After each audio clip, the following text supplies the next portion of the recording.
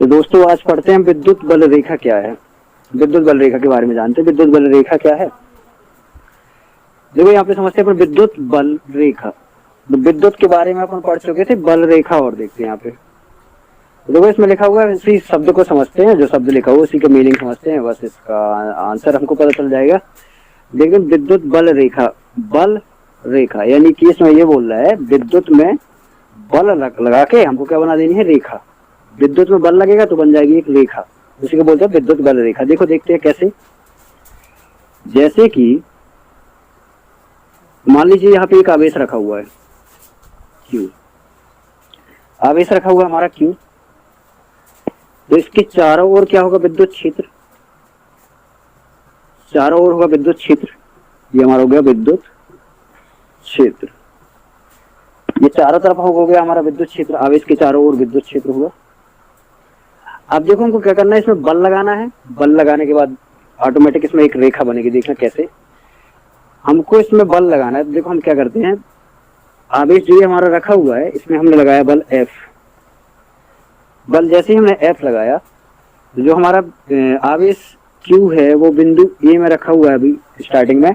जैसे ही हमने इसमें बल लगाया तो आवेश Q बिंदु A से बिंदु B तक गया। यहाँ तक बिंदु A से बिंदु B तक गया आवेश। तो देखो जैसे ये गया यहाँ से बल लगा इसमें, तो ये आवेश आपका जा रहा है बिंदु बी में। तो देखो ये जाते टाइम एक रेखा, काल्पनिक रेखा बनेगी यहाँ पे। इसी रेखा को बोलते हैं विद्युत बल रेखा। यानी कि देखो विद्युत में बल लगाया हमने, यानी कि विद्युत यानी कि आवेश में जैसे ही हमने बल लगाया तो आवेश एक स्थान से दूसरे स्थान गया और जाते समय एक रेखा, काल्पनिक रेखा बनी। उसी रेखा को बोलते हैं विद्युत बल रेखा। तो इसकी हम परिभाषा को देखते हैं कैसे लिखेंगे हम इसको, या कैसे बोलेंगे हम इसको। बोलेंगे हम किसी विद्युत क्षेत्र में उपस्थित एकांक आवेश। अब आपके दिमाग में अगर होगा कि एकांक आवेश क्या है, एकांक आवेश। देखो एकांक मतलब यदि हम इसका संधि विच्छेद करेंगे तो इसका मतलब, इसका संधि विच्छेद हो जाएगा एक धन अंक, और किसका, आवेश का। यानी कि आवेश का एक अंक है, यहाँ पे सिंगल आवेश है। यहाँ पे सिंगल आवेश की बात हो रही है, इसलिए हम बोल रहे हैं यहाँ पे एकांक आवेश। एक ही आवेश है तो एकांक आवेश। तो देखिए ये पूरा विद्युत क्षेत्र है, विद्युत क्षेत्र में उपस्थित क्या है, एकांक आवेश। हम इसकी परिभाषा बोल रहे हैं, देखिए ध्यान से देखिएगा। विद्युत क्षेत्र में उपस्थित एकांक आवेश पर बल लगाने पर आवेश को एक स्थान से दूसरे स्थान तक जाने में जो रेखा प्राप्त होती है, उसी रेखा को बोलते हैं विद्युत बल रेखा। ऐसे में समझ में नहीं आ रहा है तो क्या करते हैं हम, दूसरा मान लीजिए एग्जांपल से इसको समझते हैं। जैसे मान लीजिए ये मार्कर है, देखो इसमें जान तो है नहीं है कि ऑटोमेटिक यहाँ से चलना स्टार्ट कर दे। तो हम क्या करेंगे, इसमें हम अपना देखो यहाँ से बल लगाते हैं। तो देखो ये मार्कर जैसे ही हमने बल लगाया, अभी ये पॉइंट ए में है, मार्कर का बिंदु हमारा पॉइंट ए में है। जैसे हमने इसको बल लगाया, इसमें बल लगाया, तो देखो ये जा रहा है इस तरफ, बिंदु बी में पहुंचा। हमने यहाँ पे देखो बल लगाया, तो यहाँ से यहाँ तक जाने में देखो एक रेखा मिली हमको। इसी रेखा को हमने यहाँ पे इसी रेखा को बोला है विद्युत बल रेखा। एक बार और लास्ट देखते हैं अपन। किसी विद्युत क्षेत्र में उपस्थित एकांक आवेश पर बल लगाने पर आवेश को बिंदु ए से बिंदु बी तक जाने में जो रेखा प्राप्त होती है उसे बोलते हैं विद्युत बल रेखा। इसका दूसरा, ये पहला गुण हो गया, ये परिभाषा हो गई इसकी। दूसरा इसका गुण होता है जो, उसको देख लेते हैं। दूसरा गुण है, मान लीजिए ये आपका विद्युत क्षेत्र है। विद्युत क्षेत्र मतलब जैसे यहाँ पे एक वायर लगी हुई है, एक घर में जो तार लगे होते हैं, वायर ये लगी हुई है। आपकी धारा देखो इस दिशा में प्रवाहित हो रही है। तो जो विद्युत बल रेखाएं होती है, विद्युत बल रेखा जो होती है विद्युत क्षेत्र के लंबवत निकलती है। लंबवत मतलब होता है 90 डिग्री में, 90 डिग्री में। यदि आपका विद्युत क्षेत्र इस तरफ है तो विद्युत बल रेखा आपकी लंबवत होगी। ठीक, इसी को बोलते हैं लंबवत। लंबवत यह है समझ में। चलो आगे चलते हैं। अब देखते हैं हम विद्युत फ्लक्स।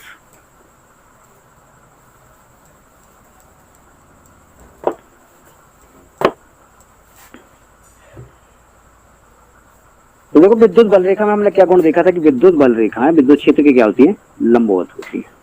विद्युत बल रेखा, इसमें क्या होती है, विद्युत बल रेखाएं विद्युत क्षेत्र की क्या होती है, विद्युत क्षेत्र के लंबवत होती है। 90 डिग्री में विद्युत बल रेखाएं विद्युत क्षेत्र के लंबवत होती है। अब देखते हैं हम विद्युत फ्लक्स क्या है, ध्यान से देखिएगा। विद्युत फ्लक्स क्या है, फ्लक्स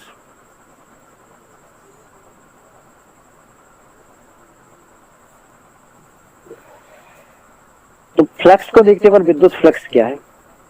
तो देखो जैसे आपने एक एग्जांपल को देखते हैं बढ़िया सा, आपने घर में आपने माचिस यूज करते होंगे, माचिस, एक माचिस लिया हमने, माचिस की केवल एक तीली ली, तो जो ये विद्युत बल रेखा है उसको हम बोल रहे हैं कि ये तीली है। क्या है, माचिस की तीली, ये है विद्युत बल रेखा। जो ये विद्युत बल रेखा है, सिंगल की बात हो रही है, तो ये क्या है, माचिस की एक तीली।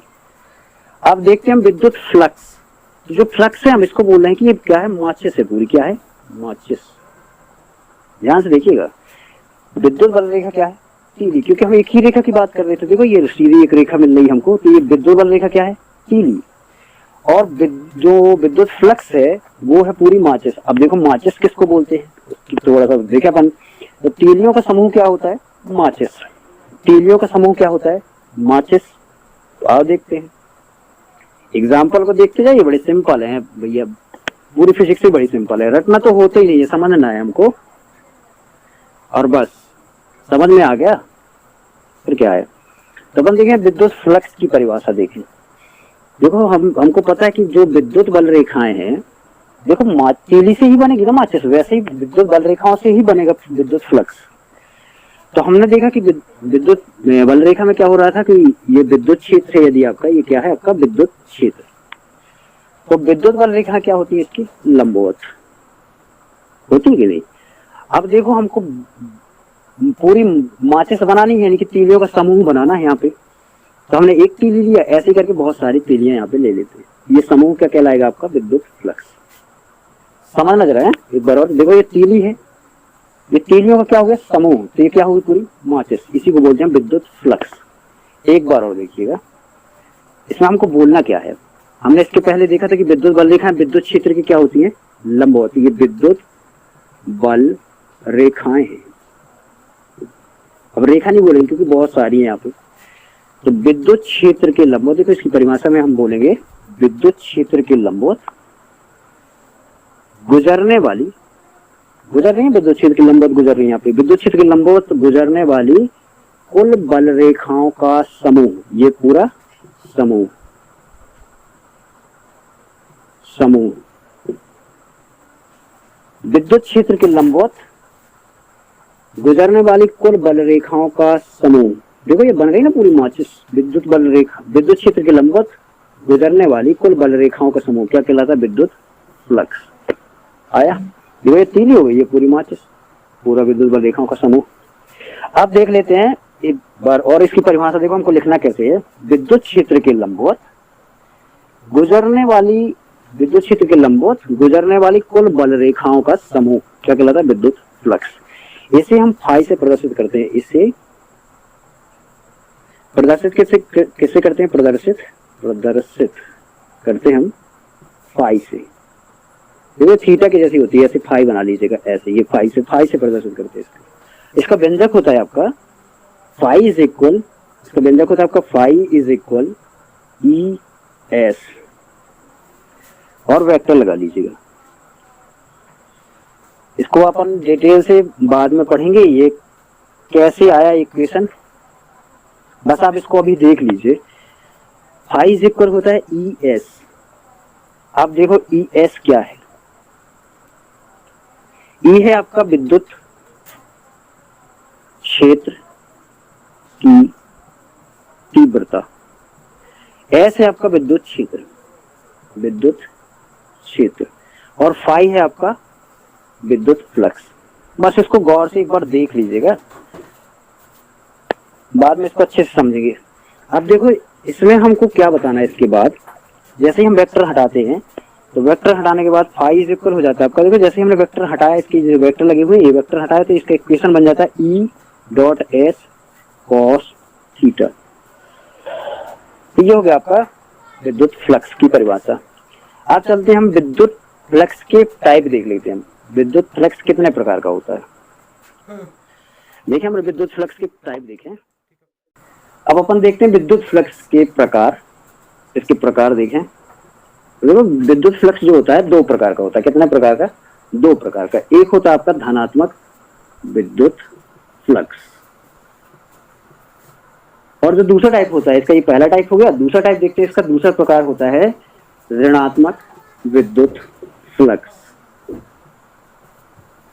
ठीक, ये पहला प्रकार हो गया आपका धनात्मक विद्युत फ्लक्स, दूसरा प्रकार होता है इसका ऋणात्मक विद्युत फ्लक्स। अब देखते हैं इनको समझते हैं सिंगल सिंगल कि धनात्मक विद्युत फ्लक्स क्या है, और फिर समझते हैं कि ऋणात्मक विद्युत फ्लक्स क्या है। तो पहले अपन समझते हैं धनात्मक विद्युत फ्लक्स क्या है। देखें अपन इसके बारे में समझें, धनात्मक विद्युत फ्लक्स क्या है। देखो इसमें ऐड क्या हुआ है, हमने पढ़ा कि विद्युत फ्लक्स क्या है, ये तो पढ़ चुके हैं, हमको केवल धनात्मक बताना बस।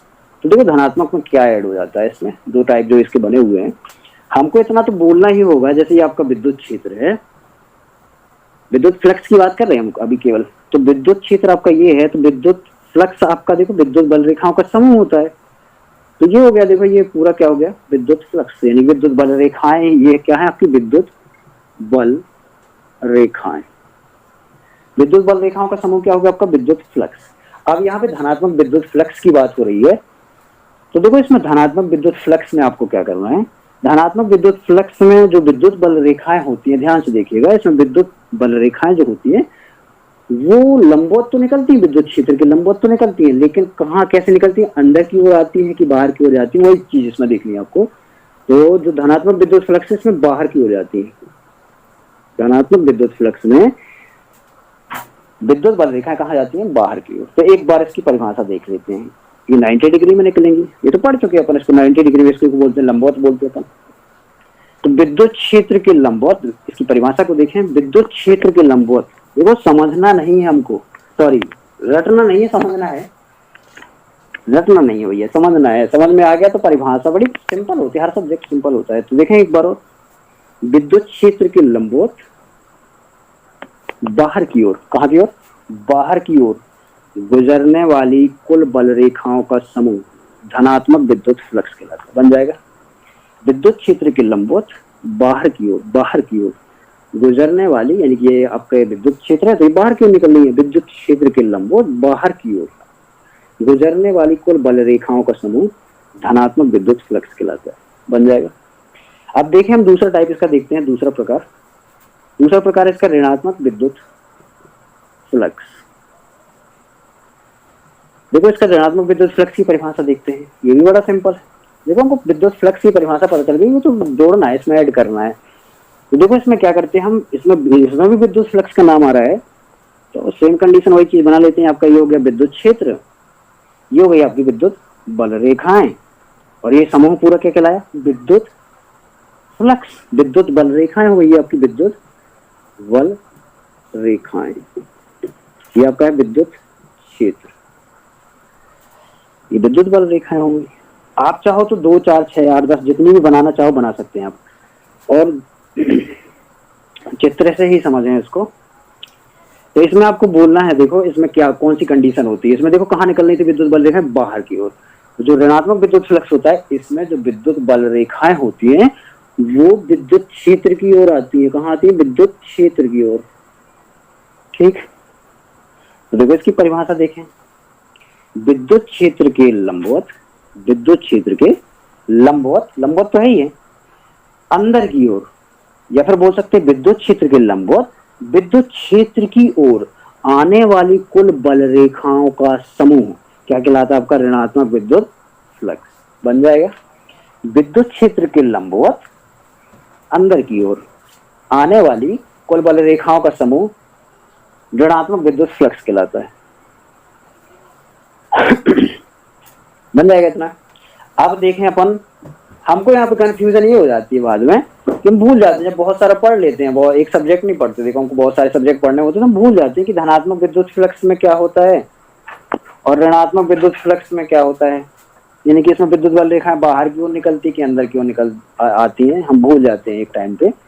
तो देखो इसको एक एग्जाम्पल से दिमाग में रखते हैं, ये लंबे टाइम तक दिमाग में रहेगा। देखो कैसे, देखें अपन है। तो देखो धनात्मक वाले में आपको क्या करना है और ऋणात्मक वाले में कैसे याद रखेंगे हम, धनात्मक विद्युत फ्लक्स में और ऋणात्मक विद्युत फ्लक्स में अंदर और बाहर कैसे याद रखेंगे कि अंदर जाएंगे कि बाहर की ओर। देखो धनात्मक में अपन मानते हैं धन का मतलब होता है, यानी कि अपने पास एक धनी आदमी ले लेते हैं, यहाँ पे एग्जाम्पल देखते हैं। एक धनी आदमी लिया हमने, धनी मतलब जिसके पास बहुत पैसा है, तो क्या करेगा, देखो पैसा को बाहर निकालता है, फेंकता है कि जैसे कि देखो उसको बिजनेस करना है तो पैसा देगा, कुछ भी चीजें करना है उसके पास पैसा है तो पैसा क्या करेगा, बाहर की ओर निकालेगा। लेकिन यदि हम देखो इसमें बाहर की ओर निकालेगा, देखो इसमें बाहर की ओर निकल लेंगे। अब ऐसे हम देखें ऋणात्मक विद्युत फ्लक्स में, हम एग्जाम्पल के द्वारा ऋण के द्वारा समझ रहे हैं। ऋण मतलब होता है ऋण में अपन एग्जाम्पल ले रहे हैं ऋणी आदमी। ऋणी आदमी क्या करेगा, ऋणी आदमी एक कटोरा लेके भीख मांगेगा, बोले भैया दे दो यार, तो अंदर की ओर पैसा खींचेगा कि नहीं, देखो अंदर की ओर पैसा खींच रहा है। और ये क्या कर रहा है, धनी आदमी बाहर की ओर फेंक रहा है, ये अंदर की ओर खींचने की कोशिश करता है। देखो बस सिंपल दिमाग में आ जाएगा आपके कि ऋणात्मक में आपको अंदर की ओर करना है, धनात्मक में आपको बाहर की ओर। ये बाहर की ओर फेंकेगा धनी और ऋणी जो है वो अंदर की ओर, बन जाएगा। तो अपन चलते हैं इसके बाद अगले वाले में। देखिए अपन विद्युत क्षेत्र की तीव्रता के बारे में समझते हैं। इसमें एक नया पॉइंट ऐड कर लेते हैं, पढ़ते जाते हैं धीरे धीरे। इसमें देखिए अपन विद्युत क्षेत्र की तीव्रता क्या है।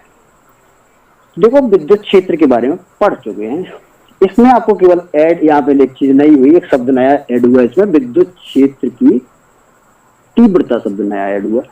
तीव्रता का मतलब होता है, इसका मतलब होता है देखो गति। क्या होता है, गति। आपने देखा होगा ना गति दो प्रकार की होती है, एक तीव्र गति होती है, एक मंद गति होती है। तीव्र यानी कि यहाँ पे तेज गति की बात हो रही है, यानी कि गति की बात हो रही है। यहाँ पे किसकी बात हो रही है, गति की। तो विद्युत क्षेत्र की गति, यानी कि हम इसको सिंपल में समझें कि विद्युत क्षेत्र की गति क्या है। यहाँ पे क्वेश्चन ऐसे है कि विद्युत क्षेत्र की तीव्रता क्या है, इसी को अपन सिंपल भाषा में इसका बनाते हैं कि विद्युत क्षेत्र की गति क्या है। ठीक, तो देखो हमने विद्युत क्षेत्र में क्या देखा था, देखा ना, समझे इसको। देखो विद्युत क्षेत्र में आपने देखा था कि यहाँ पे हमने एक आवेश रखा था, इसके चारों ओर ऑटोमेटिक विद्युत क्षेत्र उत्पन्न हो रहा था, नहीं विद्युत क्षेत्र उत्पन्न हो रहा था। अब इस विद्युत क्षेत्र को हमको गति करवाना है, क्या करना है, गति करवाना है। तो बढ़िया सा एग्जांपल लेते हैं फिर से। जैसे मान लीजिए यहाँ पे कोई चीज रखी हुई है, ये आपकी ईंट रखी हुई है, नीचे आपका ये फर्श है, यहाँ पे फर्श में ईंट रखी हुई है। ईंट जैसे हम घर बनाते हैं, क्या ये ऑटोमेटिक अपने मन से चल देगी, गति करेगी, नहीं करेगी ना। इसमें हमको क्या करना पड़ेगा, एक बाहर से बल लगाना पड़ेगा। तो जो आपकी ईंट है वो चलना स्टार्ट कर देगी। समझ में आया। हमको क्या करना पड़ेगा, यदि ईंट को हमको गति देना है तो इसमें हमको एक बल लगाना पड़ेगा, तभी ये आपकी ईंट गति देगी, गति करेगी। वैसे ही आपको क्या करना है, इसमें भी होगा बिल्कुल सेम। तो ऊपर वाले ने इसमें ध्यान नहीं डाली यार, ये बेजान है। तो हम क्या करेंगे, इसमें भी बाहर से एक बल लगाते हैं। क्या लगाते हैं, बाहर से एक लगाते हैं बल। ये क्या है आपका पूरा विद्युत क्षेत्र। देखो ये आवेश है आपका, कौन सा आवेश है, एकांक आवेश। ये एकांक आवेश है, ये विद्युत क्षेत्र हो गया पूरा। अब इसको गति करवाना है तो क्या करेंगे, हम यहाँ से एक बल लगा देते हैं। क्या लगाते हैं, बल। जैसे ही हम बल लगाते हैं तो देखो ये आवेश चलना स्टार्ट कर देता है, गति करना स्टार्ट कर देता है। अब ये देखो गति किसके कारण कर रहा है, बल के कारण। तो इसी बल को बोलते हैं हम विद्युत क्षेत्र की तीव्रता। क्या बोलते हैं इसी बल को, विद्युत क्षेत्र की तीव्रता। और उसी को हम प्रदर्शित करते हैं विद्युत क्षेत्र की तीव्रता को ई से। किससे, ई। ई फॉर एलिफेंट, ई से प्रदर्शित करते हैं। समझ में आया। देखें एक बार, बड़ी सिंपल है यार, एक बार और देखें। विद्युत क्षेत्र में उपस्थित एकांक आवेश पर लगाया गया बल विद्युत क्षेत्र की तीव्रता कहलाता है। क्या कहलाता है, विद्युत क्षेत्र की तीव्रता कहलाता है। बन जाएगा। देखो जैसे हमने इसमें बल लगाया तो आवेश आपका गति करने लगा, तो ये बल ही कहलाता है आपका विद्युत क्षेत्र की तीव्रता। या फिर हम इसको ऐसे बोल सकते हैं, विद्युत क्षेत्र में उपस्थित एकांक आवेश पर लगाया गया बल विद्युत क्षेत्र की तीव्रता के क्या होता है, बराबर होता है। कहते हैं करके बोल सकते हैं इसी को, या बराबर होता है, बात तो एक ही है। जैसे कि अपन एक एग्जांपल से देखें, कहते हैं और बराबर करके जो हम बोल रहे हैं, दो में से कुछ भी लिख सकते हैं आप, या बोल सकते हैं इसको। जैसे कि मान लेते हैं एक तराजू लिया हमने, तराजू में हमने क्या किया, एक साइड हम यहाँ पे 1 किलो का पूरा बांट रखे हुए हैं, क्या है 1 किलो का बांट, और यहाँ पे हम 1 किलो आलू रखे हुए हैं। ये क्या है 1 किलो आलू, ये दोनों क्या है 1 किलो, दोनों के दोनों क्या है 1 केजी, 1 किलोग्राम। हम दोनों को बोल सकते हैं ना कि ये भी 1 किलोग्राम है, ये भी 1 किलोग्राम है। हम बोल सकते हैं ये 1 किलोग्राम है, ये भी बोल सकते हैं ये 1 किलोग्राम है। तो ये क्या है, दोनों बराबर हुए ना। यदि बराबर हुए तो हम बोल सकते हैं ना कि ये भी 1 किलोग्राम है, और इसको भी बोल सकते हैं ये भी 1 किलोग्राम है। तो वैसे ही हम यहाँ पे बोलेंगे, देखो ये जब बराबर हैं तो इसको भी बोल सकते हैं कि ये विद्युत क्षेत्र की तीव्रता है, ये तो है ही, ये तो है ही। तो एक बार और भैया देखें गौर से, विद्युत क्षेत्र में उपस्थित एकांक आवेश पर लगाया गया बल विद्युत क्षेत्र की तीव्रता के बराबर होता है, या फिर विद्युत क्षेत्र में उपस्थित एकांक आवेश पर लगाया गया बल विद्युत क्षेत्र की तीव्रता कहलाता है। ठीक, और इसके नीचे आपको लिखना है। ठीक, आप चाहो तो ये चित्र कॉपियों में बना सकते हो, लेकिन आपको बनाना ही है, ये समझना है, क्योंकि बहुत सारा पढ़ लेते भूल जाते हैं। तो आपको क्या करना है, तो इसके बाद अपन देखते हैं विद्युत क्षेत्र की तीव्रता को हम प्रदर्शित करते हैं, प्रदर्शित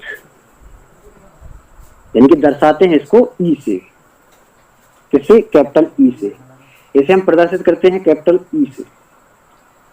इसका व्यंजक होता है, इसका सूत्र होता है, आपका सूत्र होता है इसका ई बराबर, ई बराबर होता है एफ बटे क्यू जीरो। ठीक, ई बराबर होता है एफ बटे क्यू जीरो। अब आपके दिमाग में ये आ रहा होगा कि यार ये जो सूत्र आपका आया, ये जो सूत्र है आपका, ये सूत्र हमको याद करना पड़ेगा ना। ये तो परिभाषा चलो याद नहीं करनी पड़ेगी, हमने समझ लिया है। लेकिन यदि हमको ये सूत्र आपका नया आ गया तो हमको ये याद करना पड़ेगा। तो देखो हम इसको सिंपल देखते हैं अपन, कैसे इसको लंबे टाइम तक दिमाग में रखें, ये कैसे आ गया। तो देखो आपने देखा होगा, जैसे मान लीजिए ये आपका फर्श है, कमरे का फर्श है, ये पूरा कमरा है आपका, ये कमरे का नीचे वाला फर्श है।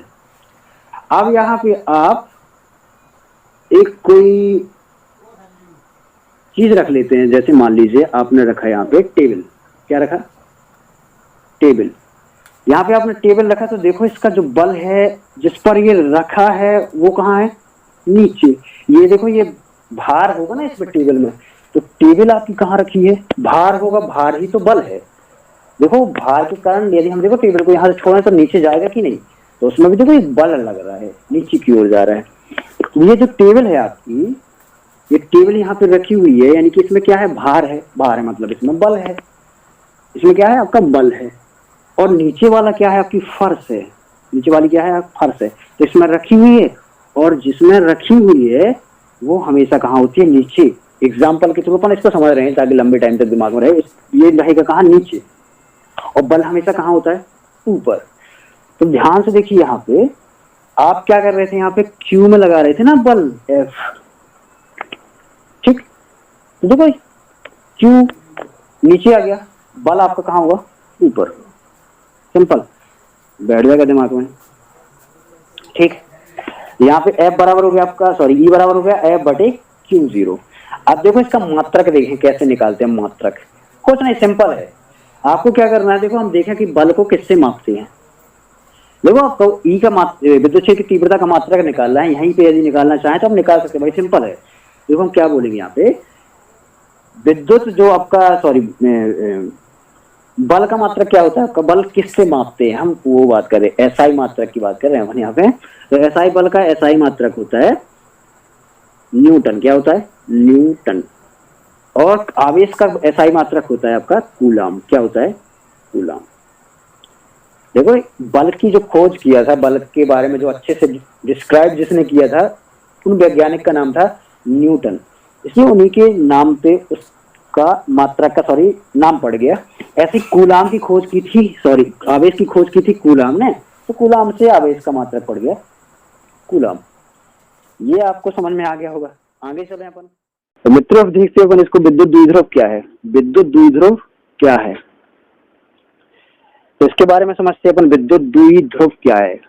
विद्युत, देखो हम विद्युत को हम वैद्युत भी बोलते हैं, वैद्युत। विद्युत द्विध्रुव क्या है? तो देखो विद्युत के बारे में हल्का हल्का हम पढ़ चुके हैं, विद्युत क्षेत्र क्या है, ठीक है, धीरे करके हम पढ़ते जाएंगे आगे। विद्युत द्विध्रुव में हम देखें कि सॉरी इसमें ऐड नया हो गया, विद्युत तो हल्का देख चुके हैं अपन, द्विध्रुव की बात हो रही है यहाँ पे, ठीक। तो द्वि का मतलब क्या होता है? द्वि का मतलब होता है, देखो द्वि का मतलब होता है दो, क्या होता है? दो। और ध्रुव का मतलब क्या होता है वो ही समझते हैं अपन, ठीक। ध्रुव क्या होता है, तो एक सिंपल सा फिर एग्जांपल लेते हैं बढ़िया सा। तो आपने घरों में चुंबक हैं तो देखिए होंगे, चुंबक, चुंबक देखिए होंगे। एक आपका होता है, देखो एक साइड होता है एन नॉर्थ, एक होता है एस साउथ। और ये नॉर्थ साउथ भी पता होगा आपको क्यों पड़ा है, नहीं, उत्तर दक्षिण दिशा में रुकती है, यदि हम इसको स्वतंत्रता पूर्वक लटका तो उत्तर दक्षिण दिशा में रुकती है, इसलिए इसको बोलते हैं नॉर्थ और साउथ के नाम से इसका नाम पड़ गया। एक होता है एन, दूसरा होता है एस। एक कोना होता है एन, दूसरा कोना क्या होता है एस।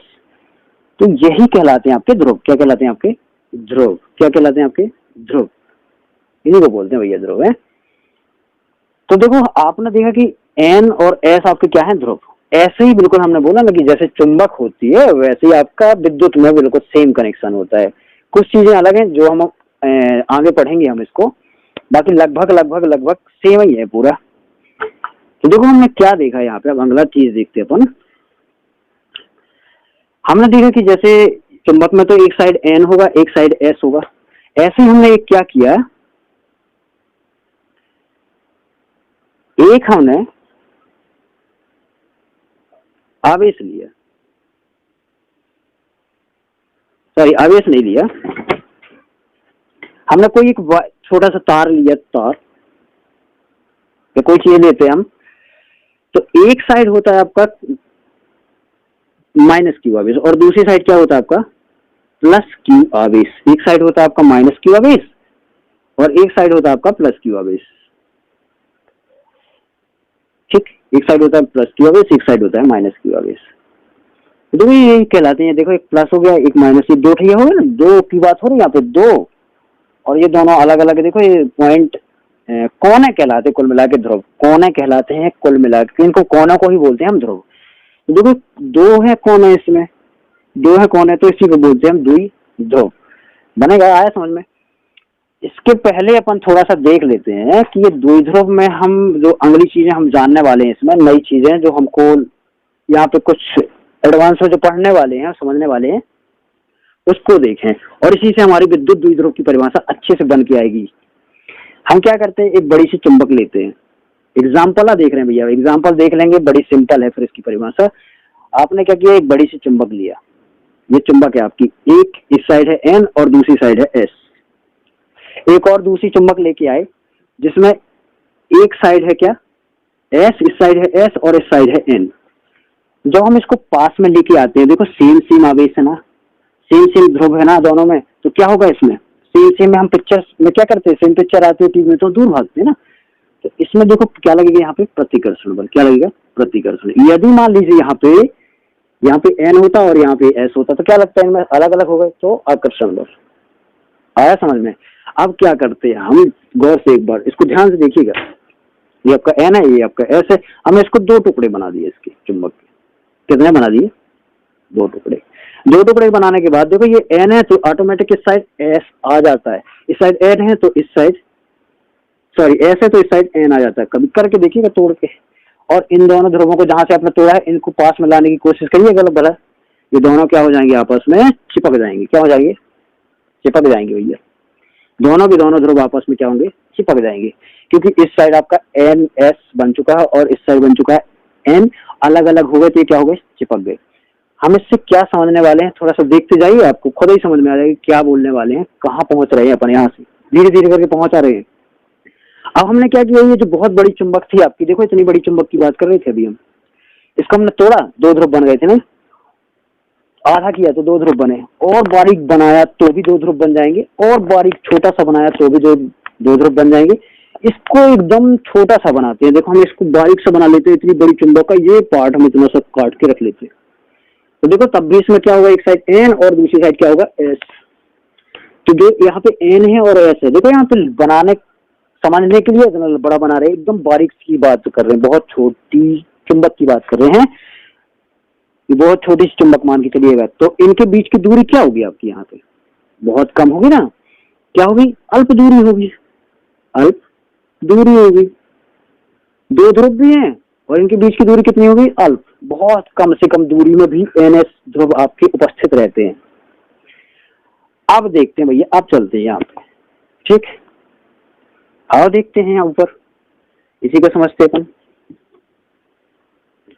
तो हमने क्या किया, एक साइड देखो एन रखे थे, दूसरी साइड क्या था, एस था। देखो हम एक चुंबक बनाए थे, छोटी सी बारीक सी चुंबक है ये एन है और ये एस है। इनके बीच की दूरी कितनी थी, अल्प दूरी, कितनी थी, अल्प दूरी।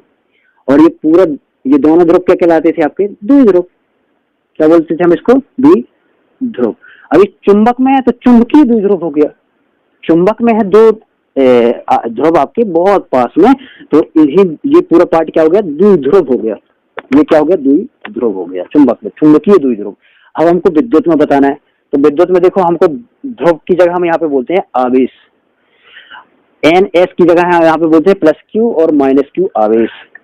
तो हम यहाँ पे एक साइड ले लेते हैं माइनस क्यू आवेश और दूसरा बिल्कुल बारीक सा बना रहे हैं भैया, जैसे इसमें छोटा सा ले रहे थे, ऐसे ही हमने यहाँ पे लिया, एक साइड रखा माइनस क्यू आवेश और दूसरी साइड रखा अपना प्लस क्यू आवेश। इनके बीच की दूरी कितनी है, अल्प, अल्प दूरी है, ये बीच की दूरी कितनी है, अल्प दूरी। इसे अल्प दूरी को हम प्रदर्शित करते हैं 2L से, किससे, 2L से प्रदर्शित करते हैं हम इसको, अल्प दूरी को।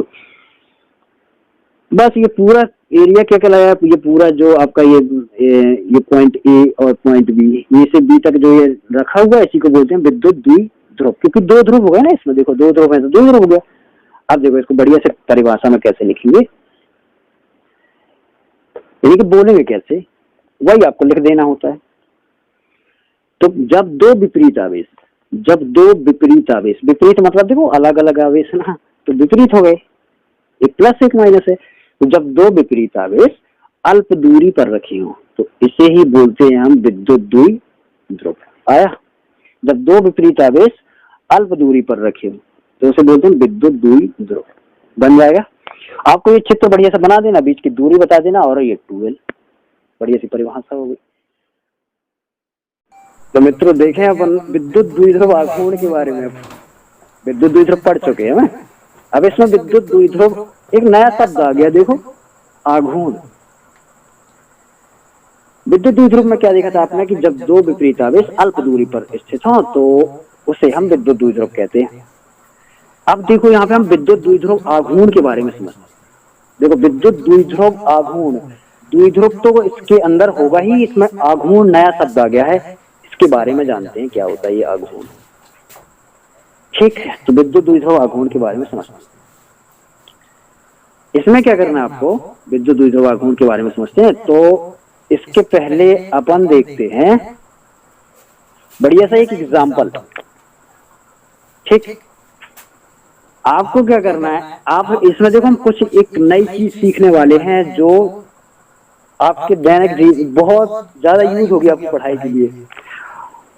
आप क्या करते हैं, जैसे मान लीजिए यहाँ पे कोई इक्वेशन लिखा हुआ है, जैसे मान लीजिए हमने एक इक्वेशन लिखा है रो इज इक्वल 2L/Q। अब ये लिखा तो है, हमको ये पता है कि जो रो है आपका, इसको बोलते हैं हम रो, ये है आपका क्या, विद्युत द्विध्रुव आघूर्ण। एग्जाम्पल देख रहे हैं, अभी समझ नहीं रहे, इसको समझ नहीं रहे हैं, पहले एग्जाम्पल देख लेते हैं, एग्जाम्पल समझ में आ गया तो ये तो भैया आ ही जाएगा आपकी समझ में। तो आप इसको देख रहे हैं, देखो हमको इतना पता है कि ये रो है, क्या है, रो। ये क्या है, अभी अभी हमने पढ़ चुके हैं, ये क्या है, अल्प दूरी। क्या है, अल्प दूरी। किसकी अल्प दूरी है, विद्युत द्विध्रुव की अल्प दूरी है, या फिर बोल सकते हैं दो विपरीत आवेशों की अल्प दूरी है। और क्यू क्या है आपका, आवेश।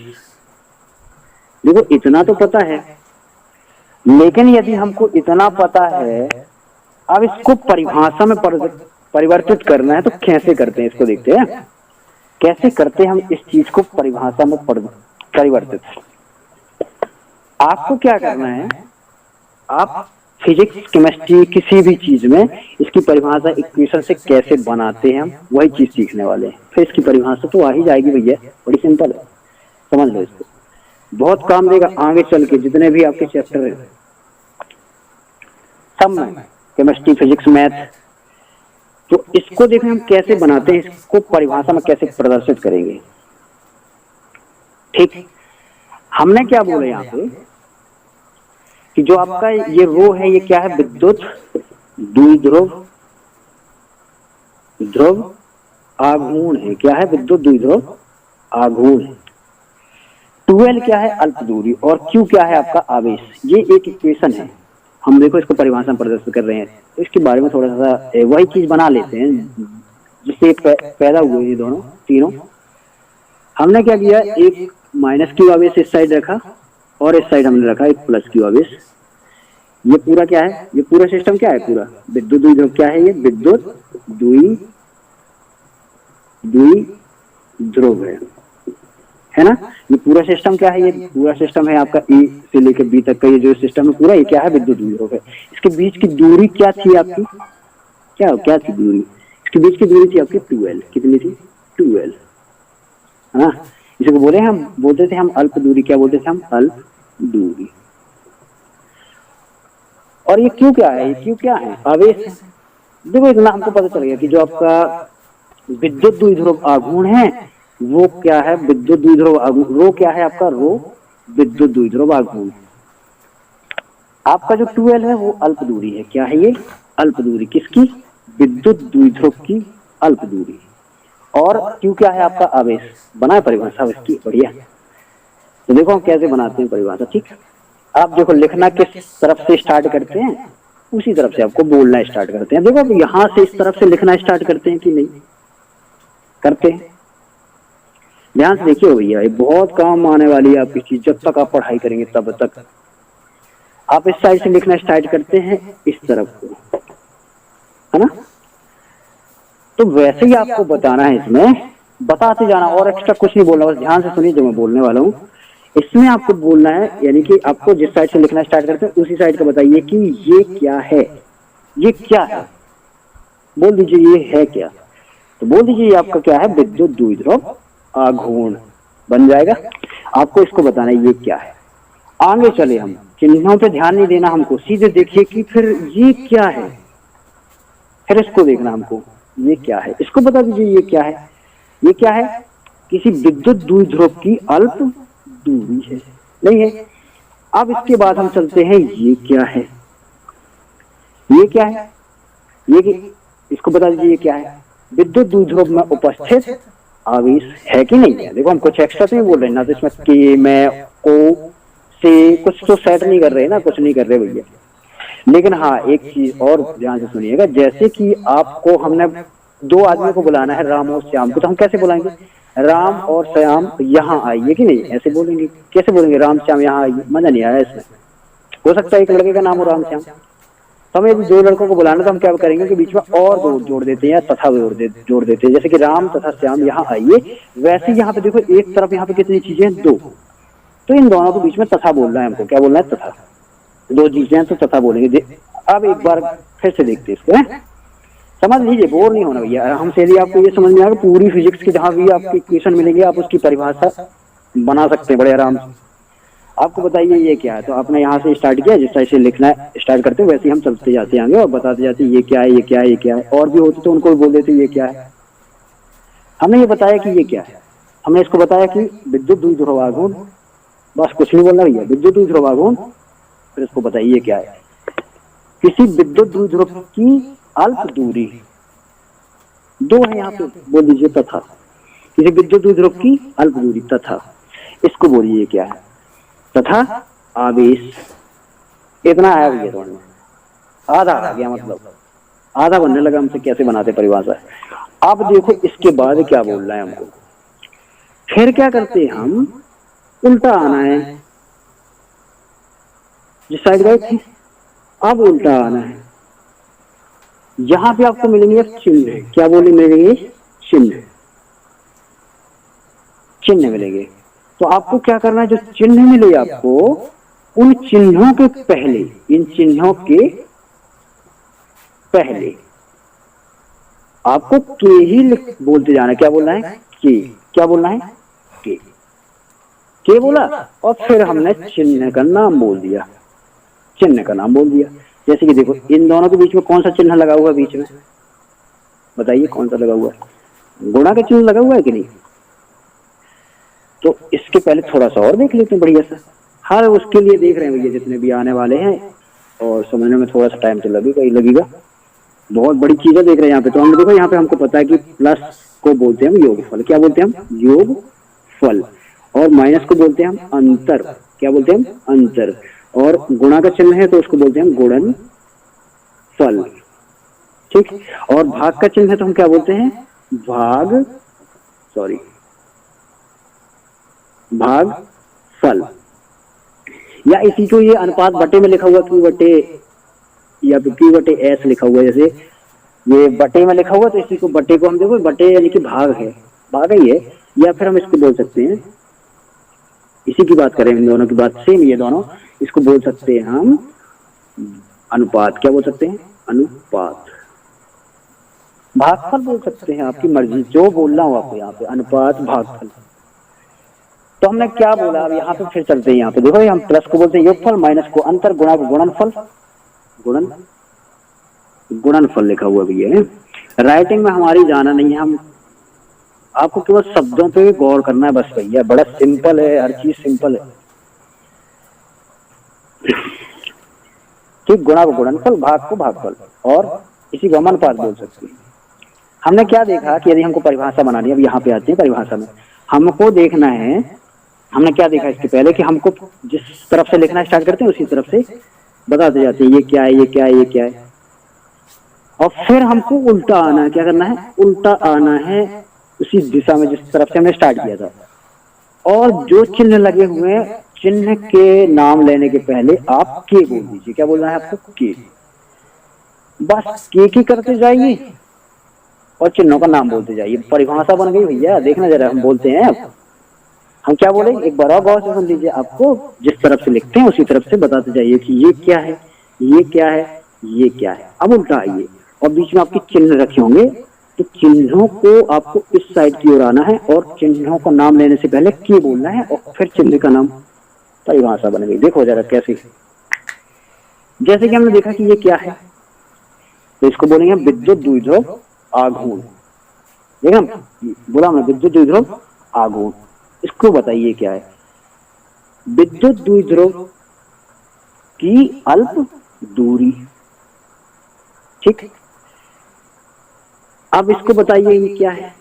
तो क्यों क्या है? किसी विद्युत द्विध्रुव में उपस्थित आवेश उपस्थित है ना। देखो ये आवेश, किसी विद्युत द्विध्रुव में उपस्थित आवेश, या बोल सकते हैं हम आवेश। अब उल्टा जाते हैं इस साइड। ये काय का चिन्ह लगा हुआ गुणा का, तो हम बोलेंगे के गुणनफल। इस साइड है। अब देखो इस यहाँ पे काय का चिन्ह लगा हुआ है बराबर का, तो के बराबर, और लास्ट में बोल दीजिए होता है। बन गई परिभाषा भैया, खत्म। नहीं तो देखो रटते आपके, मैं बोल के सुना रहा हूँ, आप सुनिए जरा जरा इसी परिभाषा को। हम बोलते हैं विद्युत द्विध्रुव की परिभाषा में, विद्युत द्विध्रुव आघूर्ण विद्युत द्विध्रुव की अल्प दूरी तथा विद्युत द्विध्रुव में उपस्थित आवेश के गुणनफल के बराबर होता है। भूल जाएंगे, रटेंगे भूल जाएंगे, बोलेंगे बराबर के गुणनफल होता है। ऐसे था कि क्या था यार इसकी परिभाषा? नहीं तो देखो हम इसको एक बार और देखते हैं अपने गौर से। परिभाषा बना के ही बोलते हैं। अब इसको, इसकी परिभाषा ही बोले दे रहे विद्युत द्विध्रुव आघूर्ण की। आपको बताना है विद्युत द्विध्रुव आघूर्ण ये क्या है? विद्युत द्विध्रुव की अल्प दूरी, या दो विपरीत आवेशों के बीच की अल्प दूरी तथा विद्युत द्विध्रुव में उपस्थित आवेश के गुणनफल के बराबर होता है। बन गई परिभाषा। बन जाएगा। आया मजा? तो ये भैया मजा आया हो तो आप अपने दोस्तों तक शेयर करिए ताकि मेरे को भी मजा आए पढ़ाने में। ठीक। अब देखें अपन इसको।